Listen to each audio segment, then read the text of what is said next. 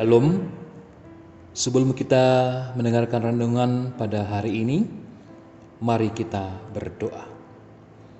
Kasih karunia dan damai sejahtera dari Allah Bapa dan Anak Yesus Kristus menyertai Bapak Ibu saudara-saudari sekalian. Amin.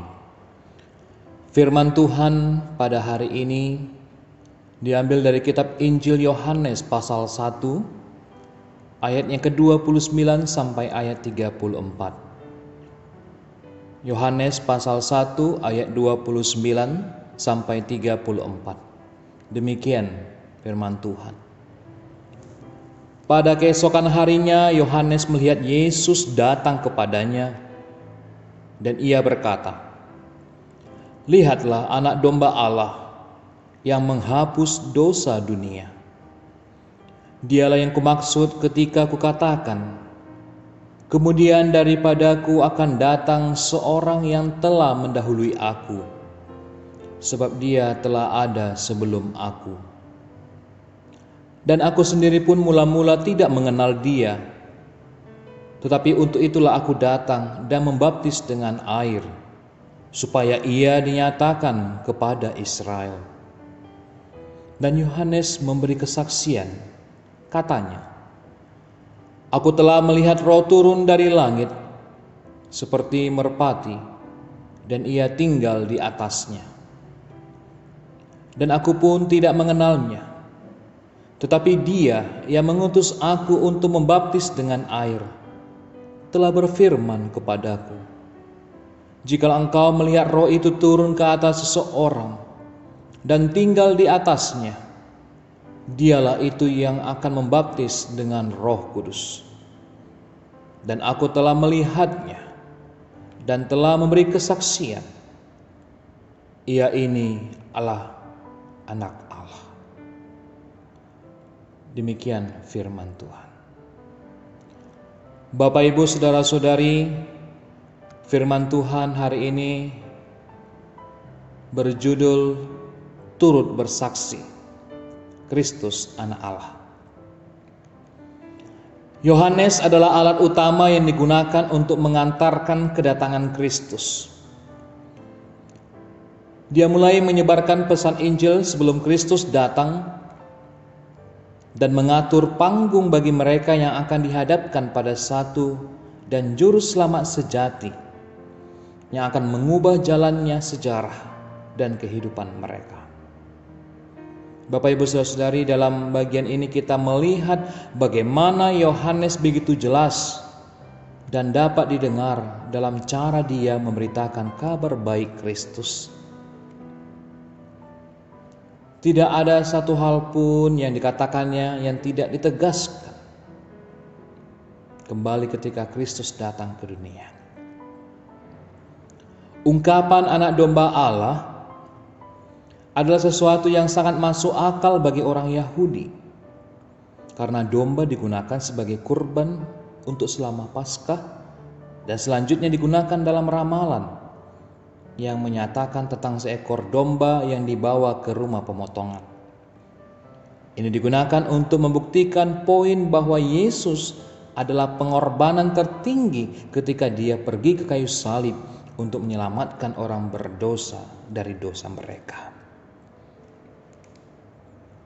Bapak Ibu saudara-saudari, catatan penting lainnya yang disebutkan Yohanes yang kemudian ditegaskan ketika Kristus datang adalah gagasan tentang Yesus datang untuk menghapus dosa dunia.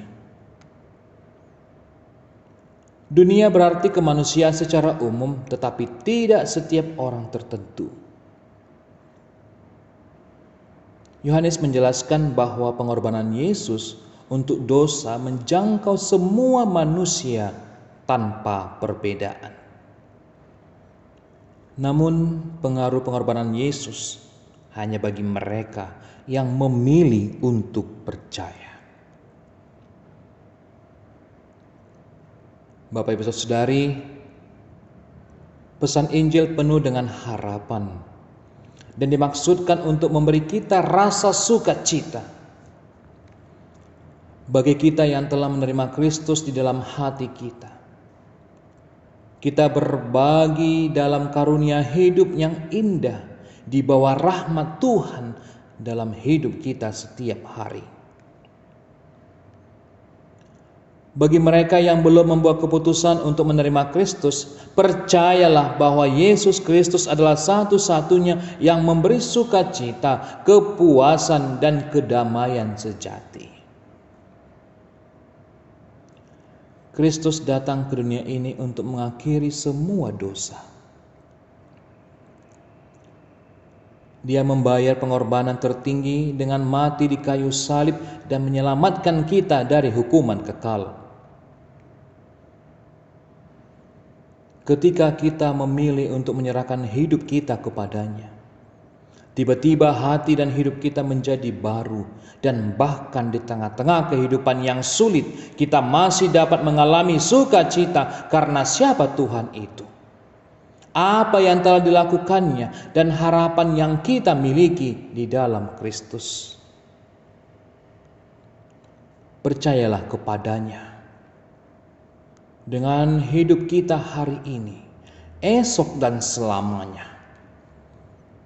Serahkan kekhawatiran kita, kemarahan kita, dan keraguan kita kepadanya, dan izinkan Tuhan untuk mengubah hati kita dengan cara yang tidak ada atau tidak dapat dilakukan oleh orang lain.